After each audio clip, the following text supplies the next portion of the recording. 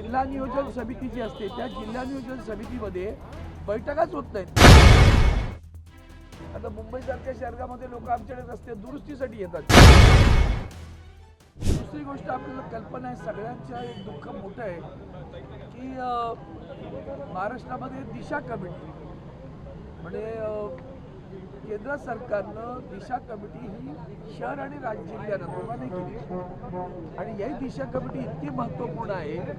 या दिशा कमिटीमध्ये खासदार त्या जिल्ह्याचा जो ज्येष्ठ खासदार असेल, कुठल्याही पक्षाचा असेल तर त्या दिशा कमिटीचा चेअरमन असतो आणि त्यांना राज्यात केंद्रातील योजना ज्या आहेत, जसं आता आपण मुद्रा स्टँडअप स्टार्टअप असे जे काय बोललं जातं किंवा कौशल्य विकास असेल, ग्रामीण भागातील रस्त्यांचा विषय असेल, पाण्याचा विषय असेल, विजेचा विषय असेल, शेतकऱ्याचा विषय, हे सगळे विषय केंद्राकडनं तुम्हाला निधी मिळाला, त्याचा कसा वितरित झाला, काय आला नाही की नाही, या सगळ्या प्रश्नांची उकल करण्यासाठी दिशा कमिटीची गरज असते आणि ती दिशा कमिटी अजूनही निर्माण मुंबई शहरात गेले 2 वर्ष मी स्वतः व्यक्तिशः पाठपुरावा करतो, झाली नाही।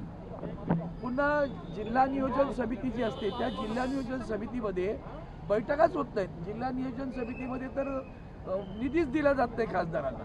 आता खासदारांना जेमतेम 5 कोटी निधी मिळतो, सर्वसामान्य माणसाला याची कल्पना नसते की हा निधी कशासाठी वितरित करायचा आहे तो, आणि आम्हाला बंधन आहेत, बांधकाम केलं पाहिजे। त्यांनी इंग्रजीमध्ये परमनंट ड्युरेबल ॲसेट तयार करायचं लिहिलं आहे। आता मुंबईसारख्या शहरामध्ये लोक आमच्याकडे रस्ते दुरुस्तीसाठी येतात, चाळीच्या दुरुस्तीला द्या, ह्याला द्या, त्याला, आणि मग त्यांना कळतं खासदार देऊ शकत नाही, मध्ये नाराजी व्यक्त करतात। हा निधी आम्हाला जिल्हा नियोजनकडनं मिळायला हवा, परंतु जिल्हा नियोजनमध्ये जे नगरसेवक नाहीत, जे माजी नगरसेवक, माजी खासदार, अशा लोकांना पैसे दिले गेले आणि तेही खासदारांपेक्षा अधिक दिले गेले। त्याची एक तक्रार सगळ्यांनी केली। बाकी जिल्ह्यातले जे प्रश्न आहेत ते जिल्ह्याचे प्रतिनिधी मांडतील।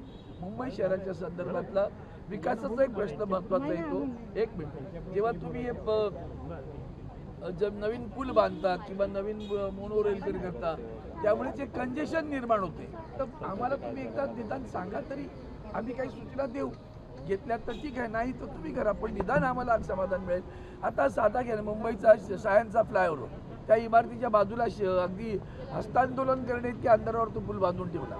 असं जे काही विचित्र प्रकार मुंबई शहरात करतात, त्या इंजिनियर पण ते ग्रेट असतील, पण त्यांना मुंबई शहराचं आकलन नाही, कल्पना नाही, म्हणून अशा वेळेला आम्हाला त्यांनी शेवटचे 2 प्रश्न मी मांडले ते की सीमा प्रश्नासंदर्भात राज्य सरकार शांत वाटतं मला, कारण अलीकडे SIRच्या नसाठी बेळगाव कारवारमध्ये कन्नड फॉर्म दिले गेले।